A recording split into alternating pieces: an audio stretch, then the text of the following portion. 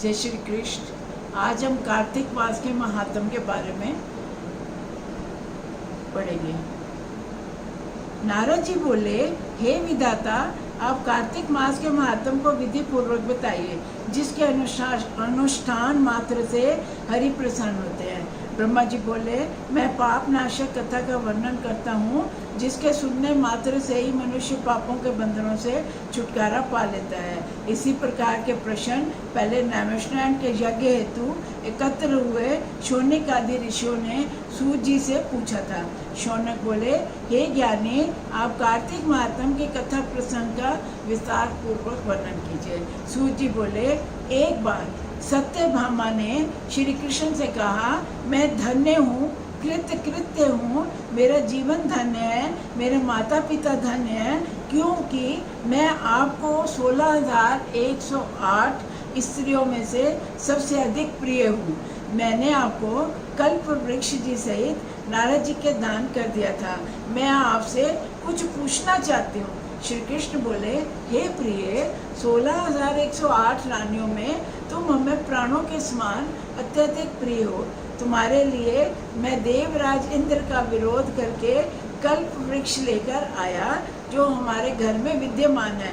तुम्हें जो पूछना पूछो, हमारे तुम्हारे गुप्त बातों को भी हम तुम्हारे को गुप्त बातों को भी प्रकट करेंगे। सत्यभामा बोली, हे प्रभु, मैंने ऐसा कौन सा कार्य, तप, दान या व्रत किया था जो मैं आपकी पत्नी बनी? पूर्व जन्म में मैं कौन से कर्म किए थे, मुझ में कौन से गुण थे, मैं कौन थी, क्या थी, किसकी पुत्री थी, ये सब मेरे को कहो। सत्यभामा कृष्ण जी से पूछ रही है कि मैंने कौन से ऐसे कर्म किए जो मैंने आपको पत्नी के रूप में पाया, और मैं सब रानियों में से आपको सबसे ज़्यादा प्रिय हूँ। मैं पूर्व जन्म में कौन थी, किसकी पुत्री थी, मैंने क्या व्रत दान किया जो मेरे को आप मिले? श्री कृष्ण बोले, सतयुग के अंत में मायापुरी नगरी में अग्निवंश का एक श्रेष्ठ देव शर्मा नामक ब्राह्मण रहता था। वह वेदांत का पंडित था और प्रतिदिन सूर्य की पूजा करता था। सदा अतिथि सत्कार, सूर्य के व्रत, अग्नि का सेवा में संलग्न रहता था। लंबी आयु बीत जाने पर उसके यहाँ गुणवती नाम की कन्या पैदा हुई। पुत्रहीन देव शर्मा ने अपनी पुत्री का विवाह अपने शिष्य चंद्र नामक लड़के से कर दिया और अपने दामाद को पुत्र की तरह ही समझने लगा। एक दिन वह दोनों कुश और लकड़ी तोड़ने के लिए वन में जाते हैं। सास और दामाद, ससुर और दामाद दोनों लकड़ियां तोड़ने जाते हैं और एक राक्षस उनको मार देता है। अपने धर्म प्राणता से उन दोनों को मेरे दूत स्वर्ग में लेके आए। क्योंकि दोनों ने जीवन भर सूर्य उपासना की थी, इसलिए हम उन पर बहुत प्रसन्न थे। भगवान कृष्ण कहते हैं, वो सूर्य उपासना करता था इसलिए बहुत प्रसन्न था, क्योंकि शिव, सूर्य, गणेश, शक्ति तथा विष्णु, हम पांचों एक ही हैं। सिर्फ हमने लीला के लिए अलग अलग रूप धारण करते हैं। जो भी इन पांचों में से किसी की भी पूजा करता है वो मेरे वैकुंठ में ही आता है। उधर जब गुणवती को पता चला कि उसके पिता और पति को राक्षस ने मार दिया है, तो वह दुखी होने लगी और विलाप करने लगी। बहुत देर दिन विलाप करती हुई वह भूमि पर गिर पड़ी। जब चेतन हुई तो वो शुभ कर्म करने वाली ने घर का सारा सामान, वस्तुएं बेचकर अपने पति और अपने पिता का अंत्येष्टि किया। भगवान विष्णु की पूजा करते हुए वह उसी घर में बनी रही। उसने मृत्यु पर्यंत एकादशी व्रत और कार्तिक व्रत किए। ये दोनों व्रत मुझे बहुत प्रिय हैं।